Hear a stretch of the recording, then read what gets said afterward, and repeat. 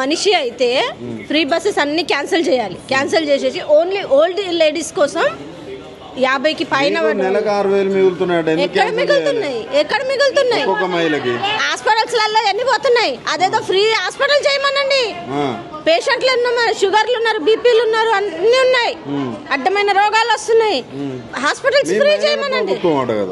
మీ మహిళల ప్రభుత్వం అదేం లేదు. అన్ని మహిళల మీద ఓన్లీ అపోహ అంటారు కదా, అవే ఉన్నాయి. మొత్తం దొబ్బి తినేది రేవంత్ రెడ్డి. దొబ్బి చేసిండు. ఉన్న వాళ్ళని కూడా బికారీలు చేస్తున్నాడు. ఎట్లుందమ్మా పరిపాలన? అస్సలు బాలేదు. కేసీఆర్ ఉన్నప్పుడు బాగుంది. ఆయన ఉన్నప్పుడు బియ్యం కానీ రేషన్ కానీ ఏవి ఎక్కువ రేట్లేం లేవు, మీడియంలో ఉన్నాయి. వీడు ఇక్కడ గ్యాస్ బంద్ చేసిండు, మళ్ళీ అక్కడ రేటు పెంచేసిండు. ఇక్కడ తగ్గించిండు, అక్కడ పెంచేసిండు. మళ్ళీ ఇక్కడ ఫ్రీ బస్ అంటున్నాడు. ఫ్రీ బస్ అన్నప్పుడు 3 రోజుల నుంచి ఫ్రీ బస్సులు బంద్ ఉన్నాయి. బస్సులు ఫ్రీ అన్నప్పుడు మాకు నెరవేరుతారు, మేము బస్సు తీస్తామంటారు. మరి వాళ్ళు ఏం చేయంటారు?